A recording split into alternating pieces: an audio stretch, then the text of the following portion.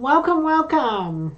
It is 5 o'clock, and I appreciate your flexibility because whoops.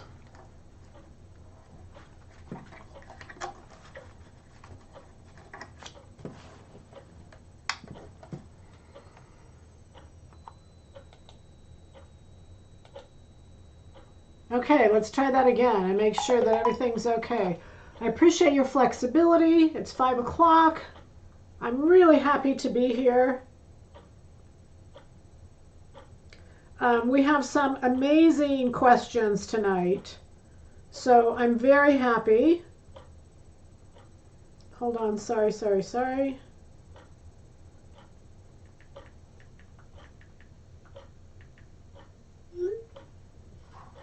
Okay, hello everyone and Happy New Year.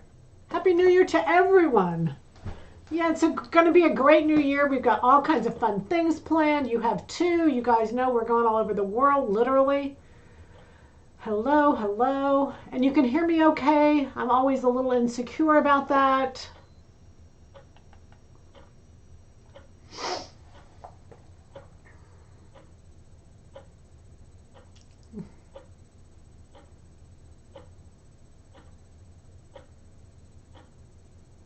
Happy New Year. Of course, Happy New Year to you all. Okay, I'm going to get started because we've got a lot to talk about. Okay, it starts with, question is, once a bust point is determined, is that distance from the shoulder to apex always the same when moving from pattern to pattern? Does brand make a difference? No, brand does not make a difference because it's your bust point. So your bust point, once it's marked on any of your patterns, it should be the same on all of your patterns. And it doesn't matter the brand, none of that makes any difference. So we should all, I see hey, Vera from Western Australia. Hey, everybody. So, you know, it doesn't make any difference. Bust point is, it's like a waist. Does a waist move from person to person or from garment to garment? No, it does not. It does not.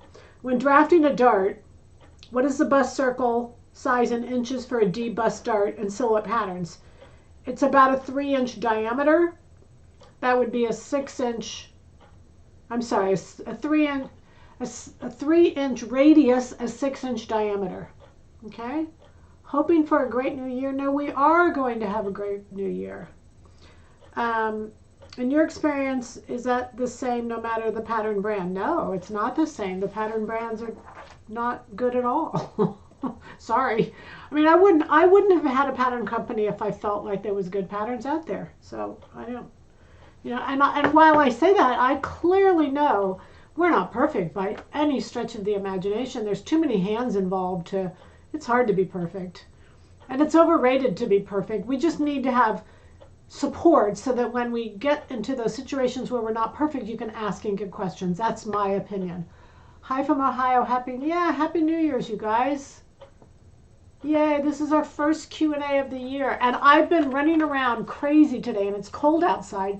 So I notice my face is all red, so just forget that. Please explain when upper bust and regular bust have more than 4 to 5 inch difference. You shouldn't even doing upper bust and regular bust. You don't need to do that. You know, look, you guys, here in this Q&A, I've got so many questions. I'm going to answer the ones that were sent to me ahead of time.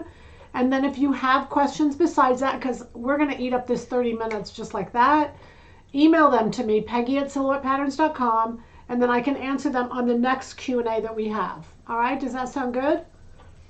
All right. So I'm going to keep going with these questions, if that's okay. All right, so we're going to go to photo number 1. And her question was, this is on 9/15. So she's folded the collar down and she has this underneath the collar. So again, hear me when I say this is 9/15. 9/15 is called Hugo's cardigan. My mind went blank. Hugo's cardigan. So Hugo's cardigan is not a typical shawl collar. It's a lower cut. So what's happening on this is you're trying to fold the collar too far down. Just let it relax and don't do all that. Just fold it less. fold the collar less. So if you look at the back facing, there's like a back facing included in the cowl neck. And so it's because you're trying to, not the cowl, I'm sorry you guys. The back facing and the shawl collar are combined in one. And it's because the shawl collar is so deep on this that you're trying to fold it down all the way to the seam. And it should not be folded that far down. So that's the only problem. It's simply that you're trying to be too aggressive with the fold. Just let it go naturally. Just let it fold and let it go naturally, and you'll see it will make so much, I mean, it just will fall. It will be fairly easy. Okay, next question is, you guys, I feel like you on this one, okay? Here, this is so funny here to me. She wants me to help her with these pants. And you guessed it. You're like me when I make up a black garment. Isn't this beautiful? No, you can't see anything. I can't see lines. These pants fit perfect because I can't see anything. So you guys, this is a lesson, when you're sending me pictures, if they're black, I can't see. And if you all can see, I can't tell the difference in the chair and the mat, and I can't see any of it. So, lesson to all of us, because me included, I'm always making black things and saying, isn't this beautiful? No, it's not beautiful. You can't see it. So that was a good lesson to me. Okay, so if you could make those over in another color, that would be helpful. Okay, so we are going to embark on some pants. Okay? We're going to start with this one. Now, you guys are all going to kind of help me help her, because y'all know the answers to this. She even knows the answers. But let me tell you what happens when you're doing it on yourself. You get a little subjective. And the problem with fitting is fitting has to stay objective. Can we hear that for the new year? Fitting has to stay objective. So here's what she said to me in her letter. And I'm going to show you the back too. She said, these are exactly the way you fit me in New York. No. There's no way I would have that crotch that short on any pant that I fit any person in any class. Just for the record, okay? Now, the reason I'm saying that is because what that means is there's a translation error. So somewhere between those pants that I fit you and these pants that you made, you got to go back and figure out the differences. Now, I'm not there to help you on this, but simply the differences between these two are the problem. Those are not pants that I fit on anybody. The crotch depth is too short. You can see it's cutting you right in half. And, that could be the only problem. It's hard to tell when one thing is so out of whack. I think personally they're too tight in the circumference because, again, let me show you. If I were to fit these on you, I would not have them. I wouldn't allow them to be that tight. I would say to you, what are you doing? And I know you well enough, you know who I'm talking to say, you don't wear your pants like this. Okay, so that means whatever I fit on you in New York versus this, one of a couple things. Either the stretch of the fabric is not equal. Now, and to everybody, let me just kind of say this so it's real clear.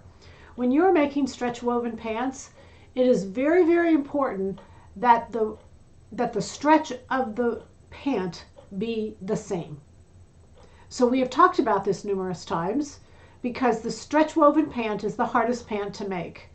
So if that stretch is not the same, it will change everything on stretch woven pants. Not on tops. Stretch woven pants are probably the most difficult to get right. So I even say when you're buying stretch woven, I would buy double the yardage. Make a muslin, fix it, and then cut it. But there is going on here some translation which makes me nervous about the next few pictures, okay? But I'm still going to show them and we're still going to go through. Because what I can do in this format is I can give you food for thought. I can tell you where to watch and where to be careful. And having said that, let's look at the next one. All right, so this is a front. Now this is a different pair of pants that she's made, okay? And she's wondering why all the wrinkles. Because the leg is completely, it looks like it doesn't even belong to the top. Do you all see that? It just truly looks like it doesn't even belong to the top of the pant. Now, let's keep looking at some of this pant, because if it buckles in the front like that, it's because the front is too long. So you can take a dart out of the front, like I'm showing you, or you can just shorten the hem at the front. Now, when this happens, it's because you're using a very rigid fabric. And so a stretch woven is okay, but you got to be careful. The same happened to me on the pants you helped me fit in New York. The fabric was the problem. Okay, so I appreciate you saying that. Just keep in mind, when you're using stretch wovens, fabric is everything. It's everything, and there can't be any difference, or very little difference, from one pair to another to another. Okay, see here? This is just a wrinkled mess, and it's because that upper dart at the top of the inseam needs to be larger. The dart at the top of the inseam. The dart at the top of the inseam. Okay?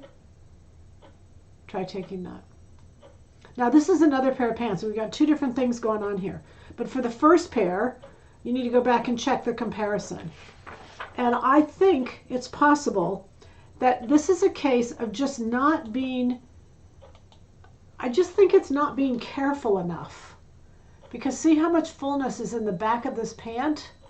That's coming from the back of the pant being too long and buckling, because the front of the pant is holding it up.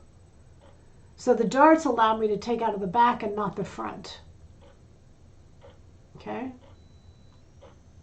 I don't know, I feel like I'm not helping you. And you know who you are, these pictures that I'm showing, so I am happy to help you on a one-on-one, because I know you're having issues. But we've got to be more careful in our translation. Our translation from one pattern to another it's just not consistent, and that's the problem. The details have got to be fine-tuned. We've got to be more careful. Thanks for the Hugo's cardigan question. I had the same issue. Now, yeah, you guys, I've had that question more than once on Hugo's cardigan. Just we're folding it too aggressively. We think the collar has to fold all the way down to the seam line, and it doesn't. It's a decorative stitch line. And you guys, I'm sorry, I've got some stuff I've got to do tonight. So I've got to, I'm sorry, I've got to answer these texts along at the same time, and I apologize for that.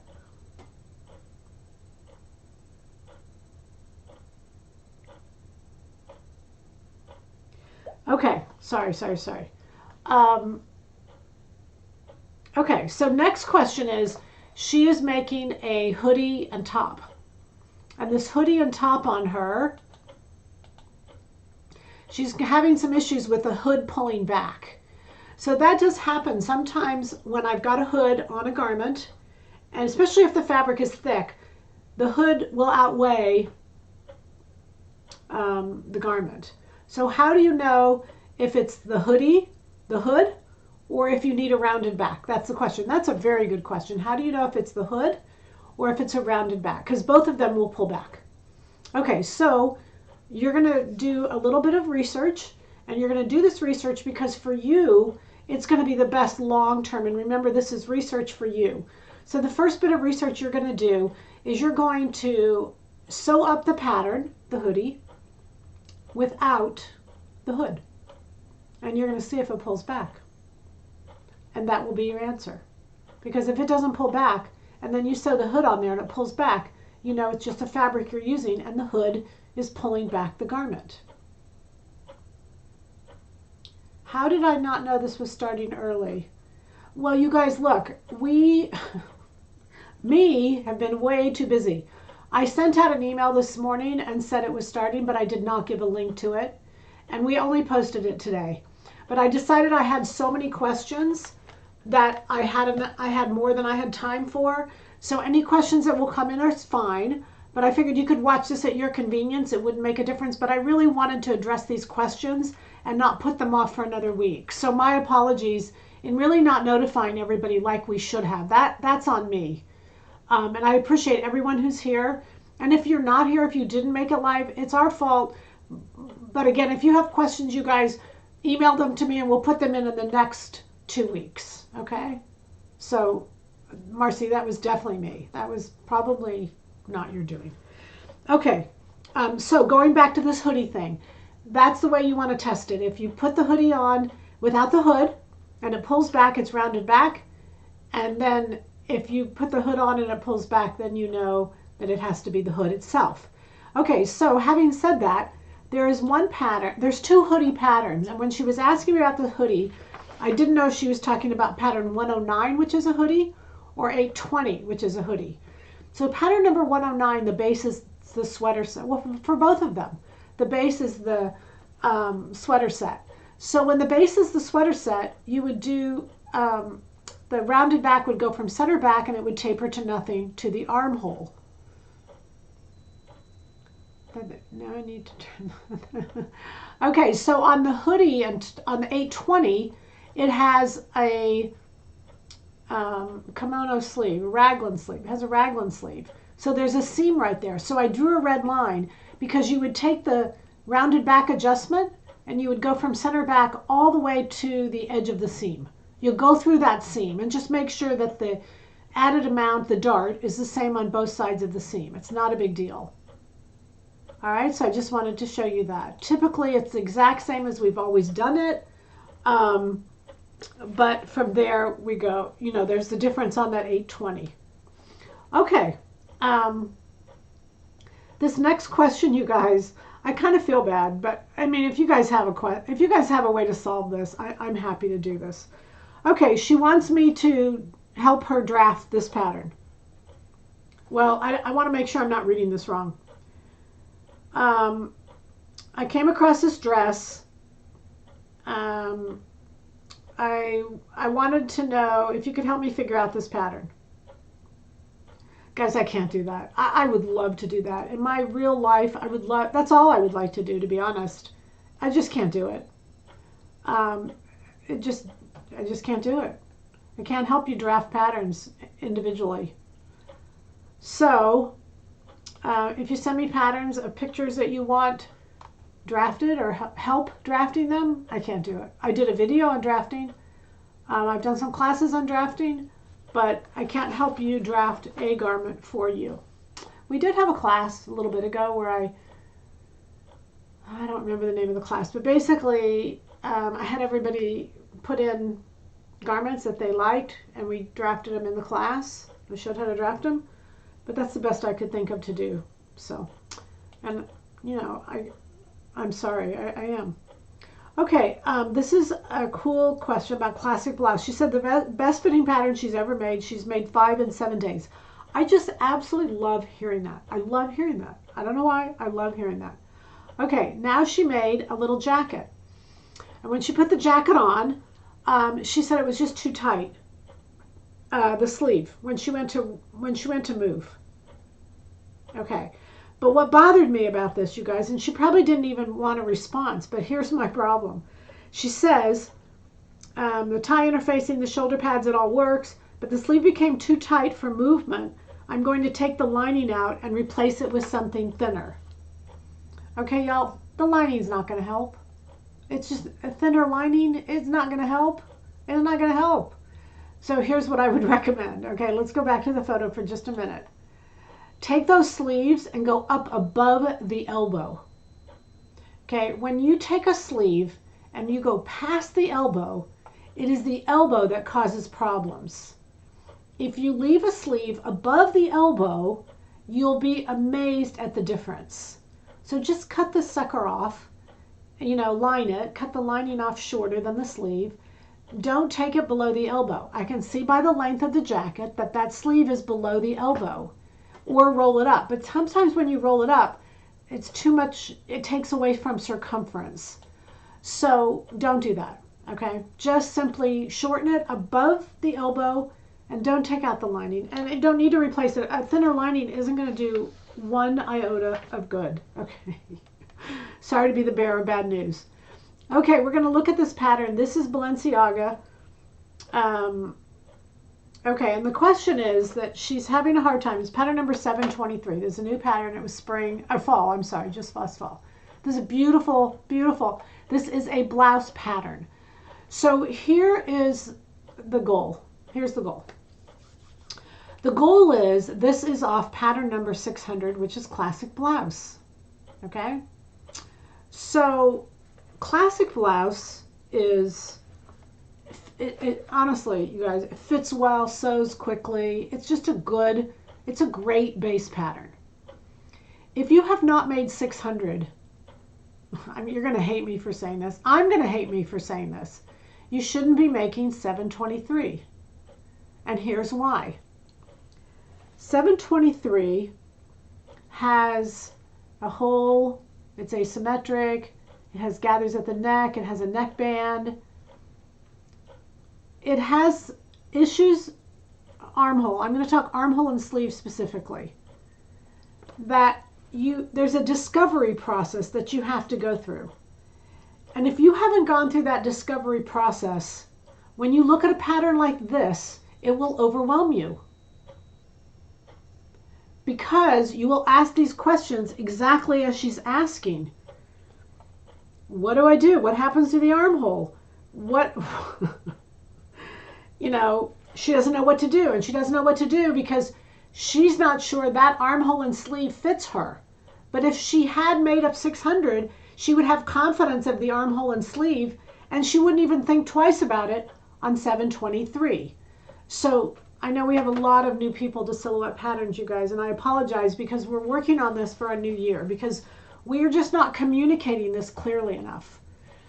Our base patterns, you know, like if you look up our, you know, the starter pack of patterns, they're 195, which is the sweater set, 600, which is the blouse. Before you make a 723, which is a more complicated blouse, and it's not hard. I showed you how to sew it. It's easy, it's beautiful, it's gorgeous. But you just got to do all the checks and balances to make sure that everything will work out right. So to make up that 600 is just smart. It's easy, it's quick, it's simple, and it will allow you to have confidence going into 723 to where you won't need to change anything.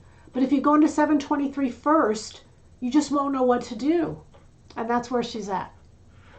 So, and it's kind of the same with 195 and some of the questions we're answering with 195. Those base pieces are really important. They're important communication between us so that I can see what your problems are, what changes you need to make to the pattern. Because once I make the 600, I take the 600 and make the 723. I don't change the armhole. I don't change the sleeve. I don't do any of that. So the whole goal is to make you all have that confidence so that when you hit a pattern like this, I won't lose you. Because I'm afraid I lose you. And I don't want to lose you. There's patterns I haven't done because I thought I'm going to lose them. And they're never going to, you know, they're not going to make the jump. And I honestly just don't want to do that. I want to just be able to make anything. And once we establish that fit, you guys will follow me into all these design rules. Okay, and here's some questions that kind of pertain to that exact thing. Okay, pattern 195. So she's worried about muslins. Okay. The pattern calls for, hey, shipping the 12 series next week. They'll all be shipped out by next week. Series 12. The pattern, both of them, will all be shipped out next week. Okay, the pattern calls for two-way stretch. Okay. This is pattern 195. 195 doesn't need stretch in every direction. It only needs stretch going around the body. I purchased the muslin from Silhouette Patterns. That's a one-way stretch. Will that work? Yes. Are there any adjustments? No. Okay? All right. The next set of questions. You guys, I'm trying to do both of these. Hey, you guys. Hey, over there. Okay. YouTube alerted me to the session because I have clicked on the bell to alert me. Oh, yeah. If you guys are members of YouTube, and, you know, it's bad, but I kind of expect you all to be so that once we put it up on YouTube, you'll get notification, and we don't have to send out an email. So thanks for reminding that, you guys. Okay, she's made several silhouette patterns. Okay, desperately trying to make the goal. I'm sorry, let me just skip through this. I started with 418, Fisher's Blouse. Fisher's Blouse is a base off 600. Then she went to the sweater set. 600 is a woven blouse. Okay, when fitting adjustments with transfer to pattern, aside from darts, the material is compatible knit to woven. No. Knit to knit, woven to woven. Yes, I'm sorry. If I use a size 3 pattern in the woven 4-way tank, do I start with the size 3 pattern for the 195 sweater set? No. Sorry, you guys. These questions sometimes make me like hyperventilate. Okay, let me read this question again. And you guys answer it, and hopefully you can answer it, while I'm answering it. If I use a size 3 pattern for a woven 4-way tank, do I start with a size 3 pattern for the 195 sweater set? No. Why is that answer no? The answer is no because knits a lot of times use negative ease, where I can't use negative ease with a woven. So a woven in a tank is usually a 1-to-1, typically, but a knit is negative ease. So I wouldn't use the same size. I would go by the fabric and I would go by my garments that I already wear. So that's a no. Is there a relationship between sizes in your pattern? Yeah, that's on our Q&As. There's a Q&A section on our website. If you go to the Q&As, you'll get those answers. The finished garment measurements in some patterns are repeated between garments but under different sizes. Let's see.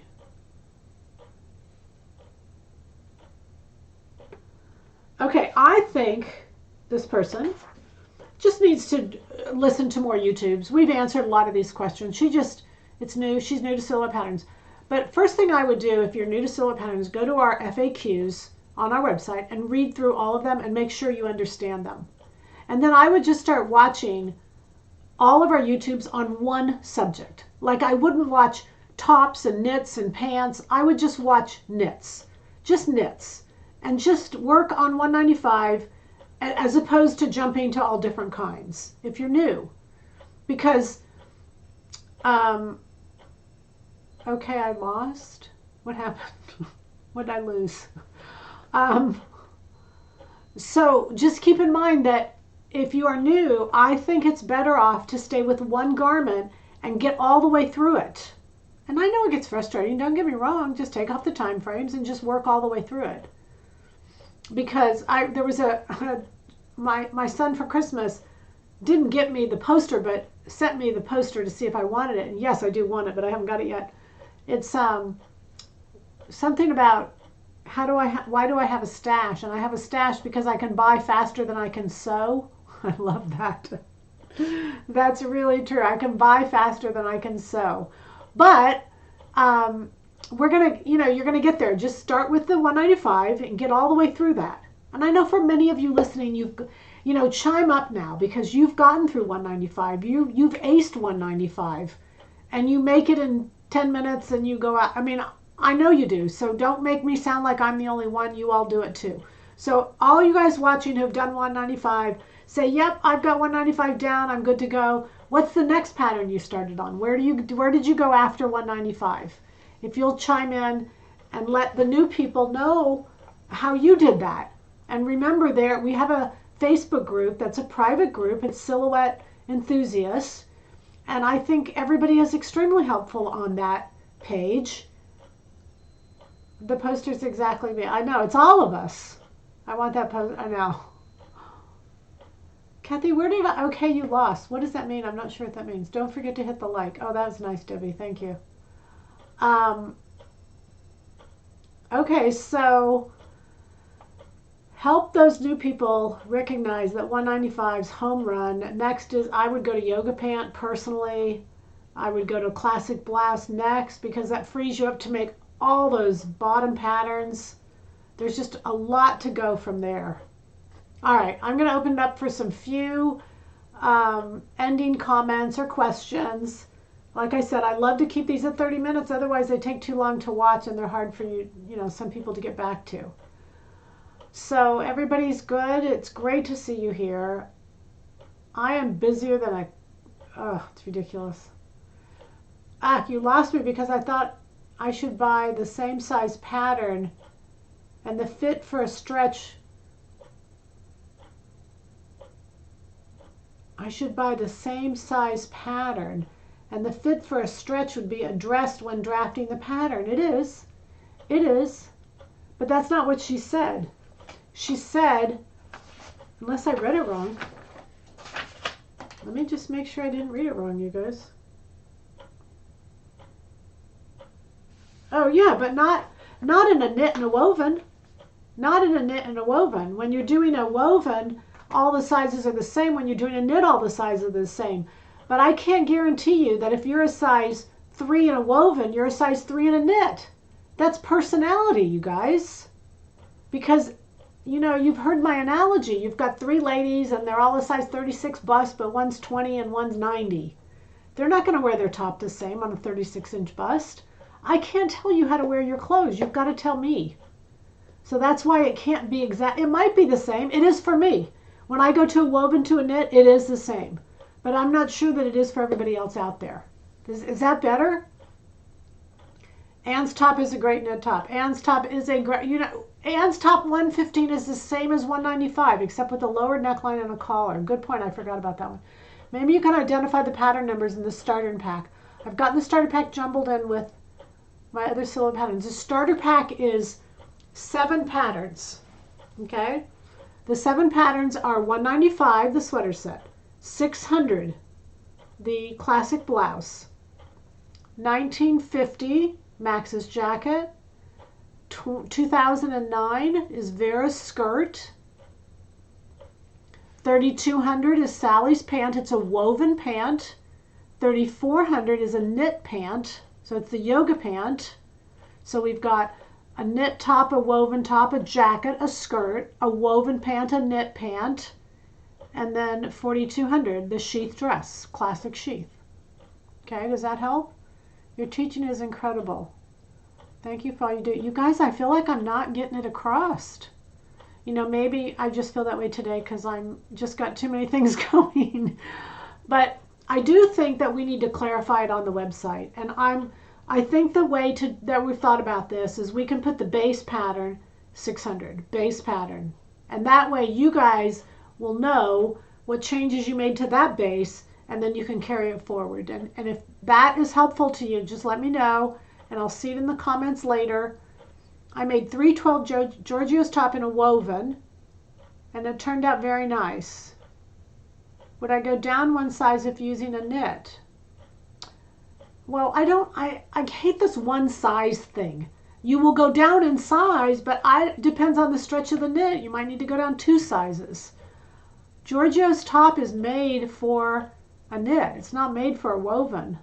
I would imagine the sleeve would be too small in a woven, but if you liked it, then that works, you guys. See, what do I know? You guys are making stuff and it's working and I don't, you know, who am I to tell you what to do? Yes, that helps. I will mark that. Okay, so, and we've got some really big projects that we're working on, and that is one of them. We've got to clarify the base of the pattern so that you all know where our start point is. Like, you can't read my mind, and I get that. Okay. All right, y'all, it's 5:33. We need to get going. I've got to get to an appointment. Y'all know I completely love you. You humble me all the time because I always realize I can do better, and I'm just, you know, just not cutting it. Yes, mention the base pattern. The new ones would be helpful. Okay. I have fit most of the base patterns. Okay, good. That's what we'll do. Yay! All right, you guys, we will see you Tuesday night. Tuesday night is our first webcast of the year. We'll get that up on YouTube tomorrow. Our pattern of the month is 75 Phillips Cape. And these short little capelets are so popular. You guys, I have the cutest little capelets to show you. I'm very, very excited to show you.